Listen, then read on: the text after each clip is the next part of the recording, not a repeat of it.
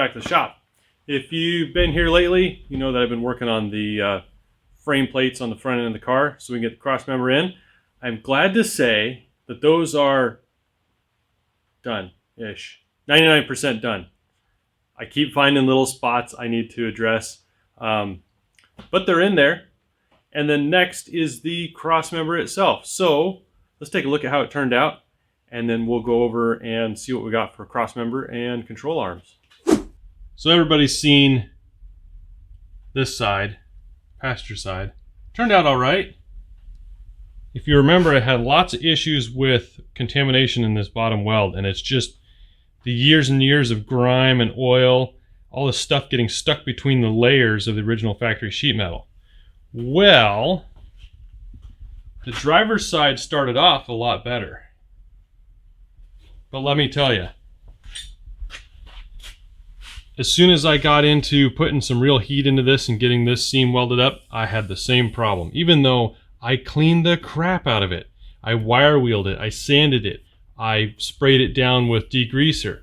It's just gross in there. But now, I mean, it's welded 100% around until you get to here where there's no reason to weld 100% up here. But man, it's solid, but it ain't pretty. I did put a level across here and see how even it is, and it's dead level right here in the middle, right where it counts. So I'm glad about that. I was a little worried that I was going to end up warping one of the frame rails with how much heat you put in, welding it 100%. It's boxed on all four sides, but it turned out good. These are laying flat. They're not rippled. So I didn't get too carried away, I guess. So let's go over and see what we have for the cross member. And, oh, I did not finish cleaning my table. Oh, jeez. There's a fender there.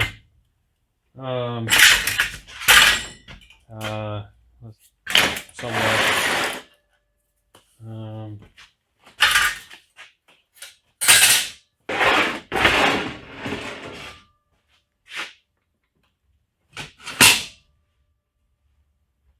Don't you do it, squirrel.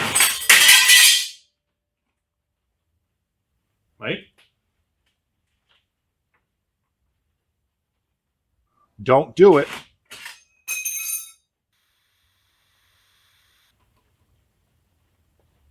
It's a little weird.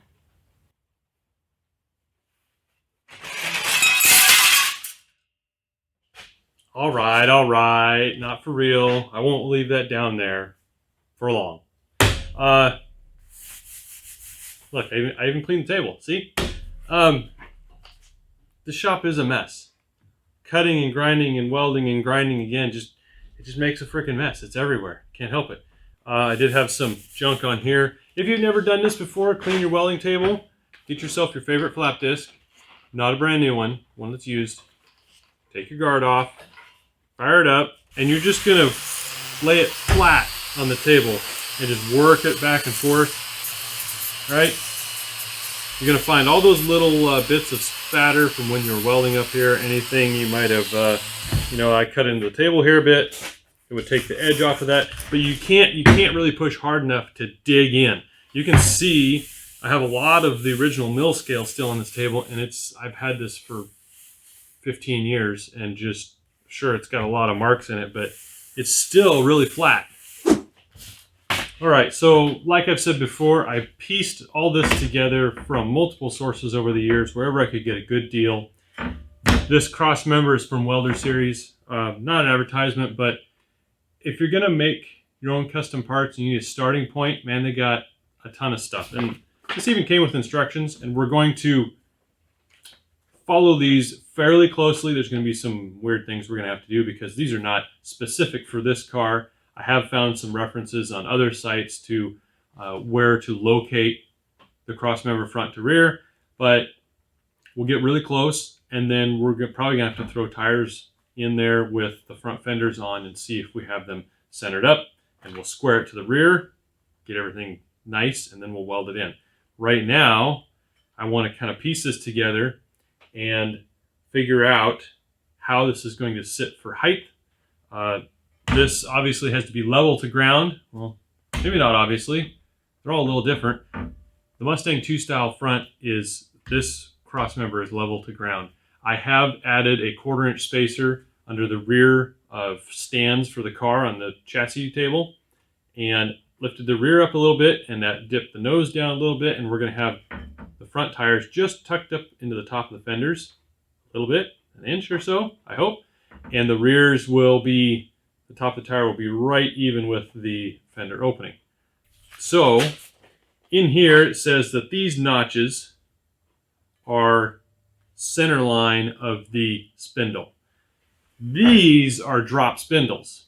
So I'm just going to piece this together. We might have to block it up, level it, to verify that this is going to be 2 inches. Let's see. This is going to be 2 inches below spindle center line. Right? Or above? No, below. Because these are drop spindles. The whole point is to get this cross member low in the frame.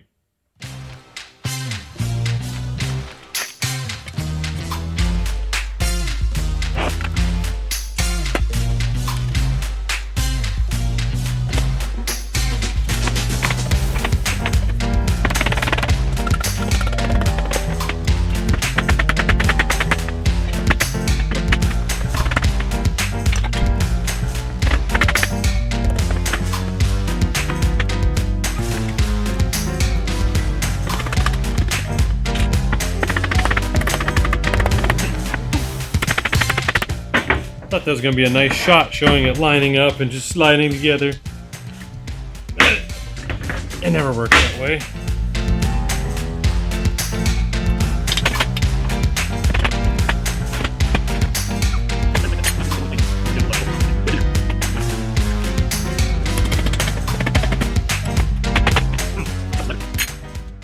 Okay, again, this is just for clarification's sake that what I'm told the spindles are versus what they actually are, and where these notches rest versus where my scribed lines 2 inches above are.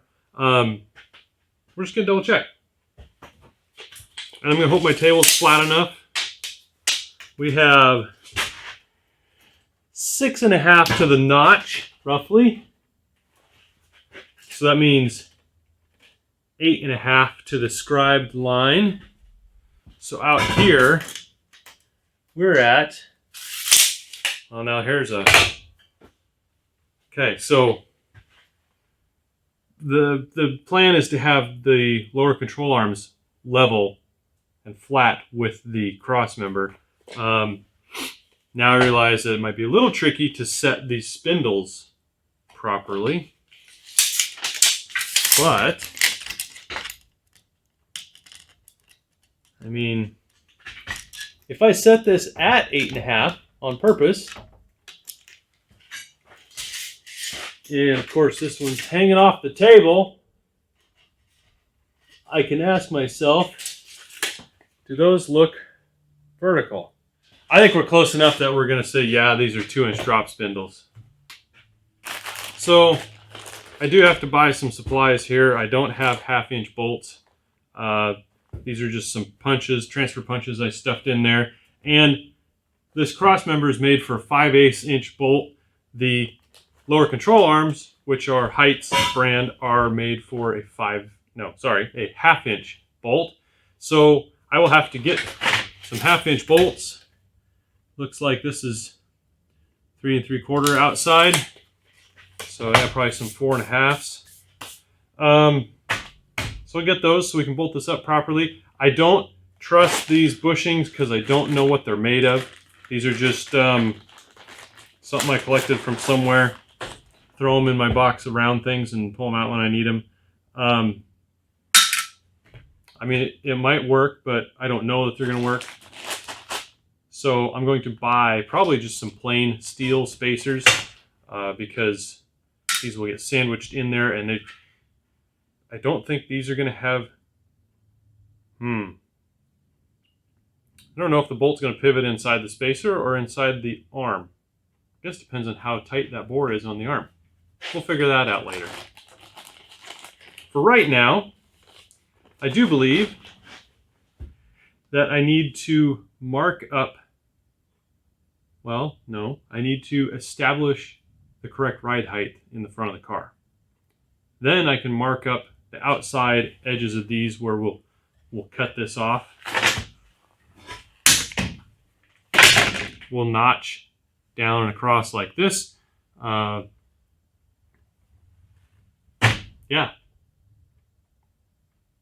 I have to find out where we're going to put this freaking thing. Let's do that. So now we see the entire purpose of building this chassis table is for ride height and have it up off the floor. So the goal here is that we will be able to use this as ground. This is the ground where the tire will sit, and we will measure up from there. So the tires I have are, wait, where's the numbers? Okay, I did a little math. The tires, the rear tires I have measure out to be very, very close to what the published tire height is. And seeing as I don't have the front tires yet, we're going to go off of what the manufacturer says for that height. And then we take a ½ inch out for, you know, the tire getting squished down by the weight of the car. And our center line comes out to 12.335. So where is that? 12.335. So we're going to be just above, well, we're almost center line here, right about here. Which means, I hope our lower cross member, or our lower pivot point's clear. Where's my tape measure? I'm always searching for a tape measure. It's literally right here. Center line to the top of the control arm. So 4 and 5. Oh yeah, we're plenty. So lower control arm would be down here. We'll clear this just fine. So I don't know if I said it before, but some measurements given to me were 22, wait, no. I'll put the number up on the screen because I don't remember, 20 and some inches to the center line, but they're measuring from this surface, which seems a little sketchy to me because anytime something happens to the front end of a car, a wreck, a bump, you know, getting towed, it kind of looks like someone put a hook in there and towed the car with that. This front cross member may or may not be straight anymore.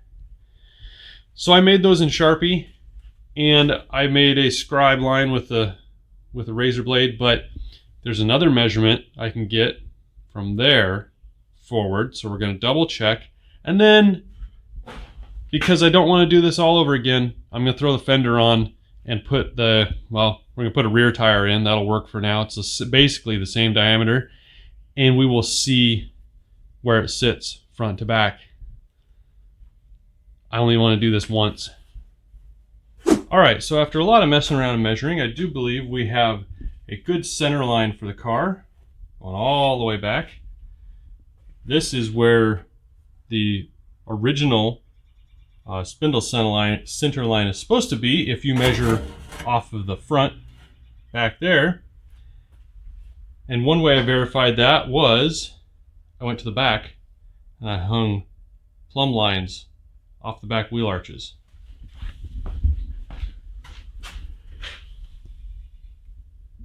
So it's a little hard to see the one over there, but from the center of this wheel arch up to the line that's up there is 107 and 15/16 inches.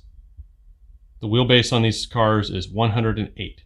I think we're right there.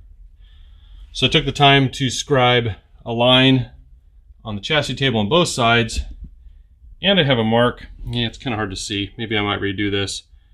That point is down from the center of the rear wheel arch, so we can use that for later as long as the table doesn't move. The next thing I did was, if I can turn on my light, right there. That's where the center of the spindle is supposed to be. So then I came around and I basically just measured the height of the rail and how much material we need to remove off the bottom. And I transferred that over to the cross member. And as luck would have it, basically we took 1.5 inches off of here and 2.5 inches off of here.